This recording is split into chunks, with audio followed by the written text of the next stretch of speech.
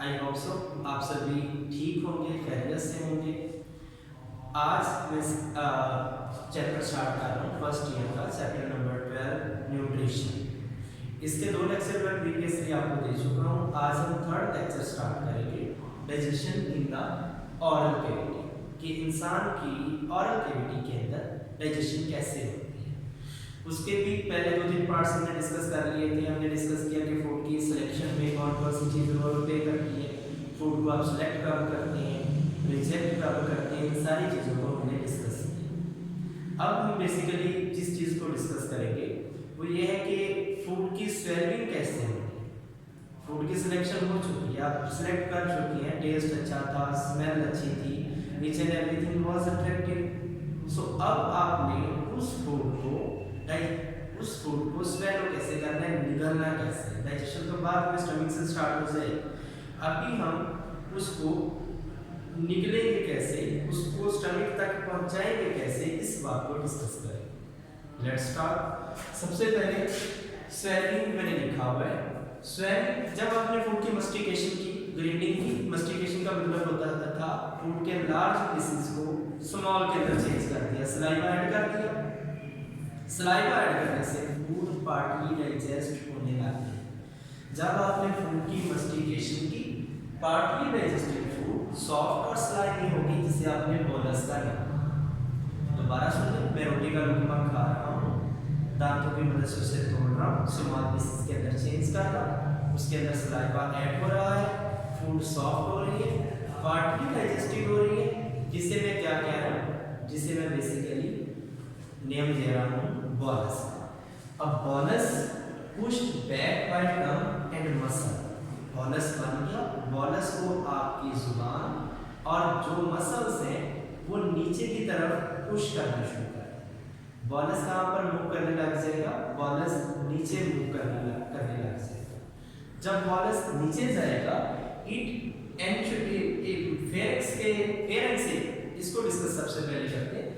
By the muscle of pharynx. Pharynx क्या है? Pharynx is a common opening for food and air. हमारी food के लिए, खाने के लिए और हवा के लिए जो कॉमन ओपनिंग जा रही है उसको आप फेरेंक्स का नेम देते हैं। अब इस बात को हमने इंश्योर करना है कि फूड कहीं विंड पाइप, हवा की नाली में दाखिल ना हो सके। अगर हवा की नाली में दाखिल होगी, वहां से लंग में चली जाएगी, एस्पिरेशन निमोनिया कॉज करती है।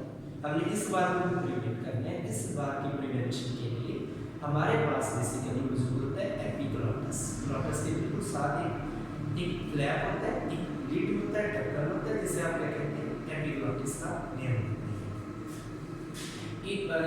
जब फूड फेरेंक्स तक पहुंची, it will ensure that food does not enter into wind pipe. हवा के रास्ते में प्राप्त दाखिल ना हो जाए, इस बात को श्योर करते हैं। नेक्स्ट देखिए, इवेंट कौन कौन से आते हैं हमारे पास जब आप फूड को मूव कर रहे हैं। सबसे पहले टंग, हमारी जुबान जब खाना खाया, जुबान आगे पीछे हरकत करेगी। It move up and downward, आगे पीछे और ऊपर नीचे मूव करती है। हम जुबान की मदद से जो बॉलस बना है, जो खुराक का मैस बना है, उसको मूव करवाती है। Push bolus back to mouth cavity, इसकी मदद से खुराक हम पीछे ले जाते हैं ताकि यहाँ से हमारी एलिमेंट्री कनाल में दाखिल हो जाए, बक्कल कैविटी में दाखिल हो जाए। अब next second step, backward movement. During backward movement soft palate also move upward and nasal opening close. जब खुराक की बैकवर्ड मूवमेंट होती है तो आपका जो सॉफ्ट पैलेट है, जिसे आप तालू कहते हैं, जबड़ा कहते हैं, वो भी मूव कर रहा होता है। तालू की मूवमेंट के दौरान जो नेजल ओपनिंग है, जो हवा का रास्ता है या नाक की ओपनिंग है, उसका कनेक्शन भी गले के साथ बेसिकली होता है, उसको क्या कर दिया जाता है, क्लोज कर दिया जाता है। थर्ड स्टेप वो उधर डिस्कस करेंगे, यहाँ पर ये लिखा है टंग फोर्सेस एपिग्लॉटिस। एपिग्लॉटिस क्या है, फ्लैप ऑफ कार्टिलेज है, एक ढक्कन है कार्टिलेज, सॉफ्ट हड्डी से निकलती है। कार्टिलेज सॉफ्ट हड्डी होती है जो नरम होती है, जिसके अंदर आपके कान की हड्डी, वो भी कार्टिलेज है। ऐसे ही बोन से क्या मिलकर बनेंगे, epiglottis. It will come to the horizontal position and close the glottis. जब आपके पास फूड फेरेंक्स के पास पहुंची, वहां से नीचे जा रही है फूड, उसी दौरान ग्लॉटिस क्या काम करेगा, कार्टिलेज का ढक्कन है जो विंड पाइप को, हवा की नाली को क्या कर देगा, क्लोज कर देगा, ताकि खुराक कहाँ तक मूव करे, खुराक स्टमक की तरफ जाए, ना कि किसकी तरफ जाए, ना कि एयर पैसेजवे की तरफ जाए। अगर मैंने पीछे बताया खुराक एयर पैसेजवे की तरफ चली जाती है, it will cause aspiration pneumonia, हमें निमोनिया की डिजीज हो सकती है क्योंकि लंग तक चली जाएगी। इसीलिए हमें कहा जाता है टेक लगाकर खाना नहीं खाना। जब टेक लगाकर खाना खाते हैं या लेट कर कोई चीज़ खाते हैं तो मुमकिन है हमारा ग्लोटस कंप्लीट क्लोज ना हो, एपिग्लोटस ग्लोटस के ऊपर ना हो, जिसकी वजह से खुराक कहाँ पर एंटर हो जाएगी, हवा के रास्ते में, जो बाद में डिजीज का सबब बनेगी। नेक्स्ट है थर्ड स्टेप, लेरिंक्स जिसे आप वॉइस बॉक्स कहते हैं, it is also made up of cartilage, ये भी कार्टिलेज से मिलकर बना है। It move the with when tongue move up and back, जब हमारी जुबान मूव करती है तो हमारा लेरिंक्स भी मूव कर रहा होता है। फिर fourth step, the glottis partly close by contraction of ring muscle, इसे भी आपको पता करना, जो ग्लोटिस है वो क्लोज हो चुका है क्योंकि हवा का रास्ता हमने क्या कर दिया है, क्लोज कर दिया। ये नेचुरल फिनोमेना है, ये आपकी मर्जी से नहीं होना, ये हमारी मर्जी से नहीं होता, बल्कि ये नेचुरल फिनोमेना होता है। अब food will enter, food is entry is not allowed into partly open glottis, अगर ग्लोटस दूसरी तौर पर ओपन भी रह गए तो फूड हवा के रास्ते में एंटर नहीं होगी, उसको प्रिवेंट किया जाएगा।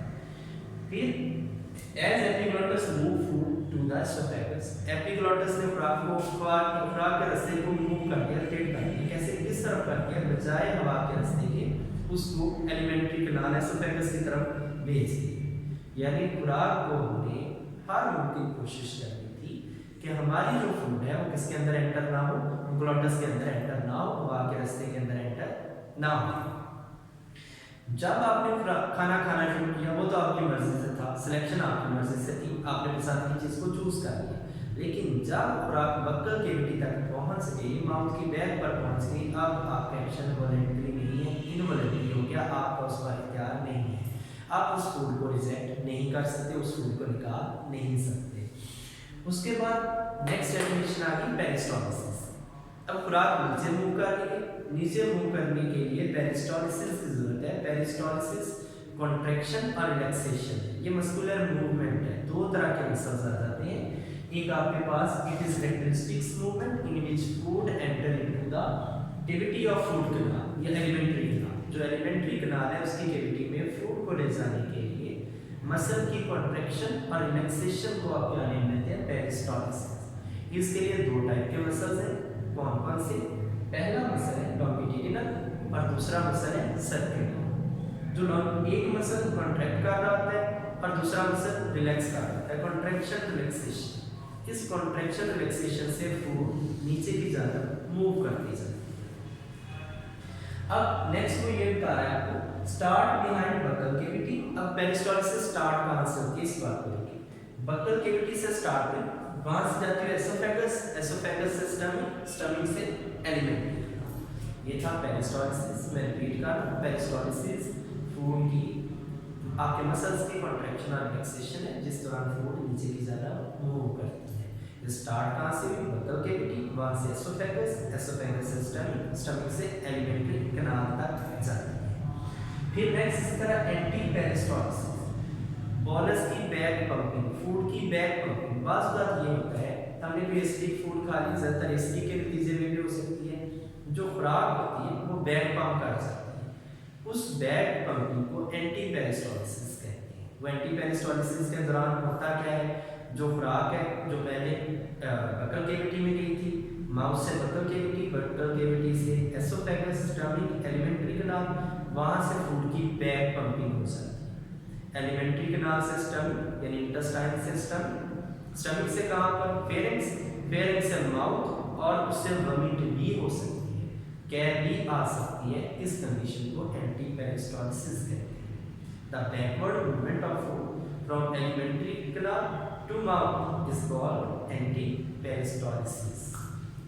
नेक्स्ट है हमारे पास हंगर पैन, कि आपको भूख का पता चला। देखिए आपके पास दो मसल्स मैंने ऊपर आपको बताए थे, एक लॉन्गिट्यूडिनल, दूसरे सर्कुलर, ये कॉन्ट्रैक्ट और रिलैक्स कर रहे हैं। इनकी कॉन्ट्रैक्शन रिलैक्सेशन के लिए एनर्जी चाहिए, वो एनर्जी एटीपी की सूरत में आती कहाँ से? ग्लूकोज से।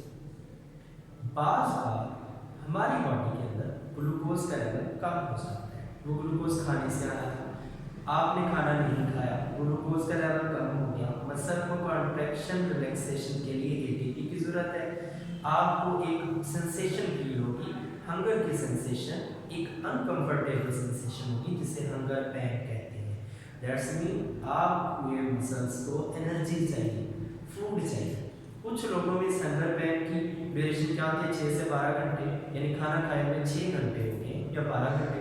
कुछ लोगों में उससे पहले हो जाती है, जो लोग ज़्यादा दैट्स मीन खुराक क्या आती है उन्हें वो जल्दी हंगर पैन हो सकता है।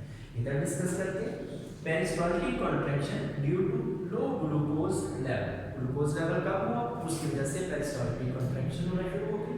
अब एटीपी चाहिए, एटीपी आपके पास अवेलेबल नहीं है, सो आपको खाने की जरूरत है, आपको ग्लूकोज की जरूरत है। इसको कहते हैं हंगर पैन।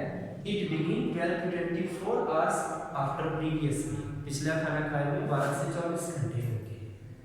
फिर next, it is less time, it take less time in some people. कुछ लोगों में ये कम टाइम लेती है। ये बॉक्स में लिखा हुआ है, जो ग्रेविटी है ये भी फूड को नीचे मूव करने में हेल्प आउट करती है।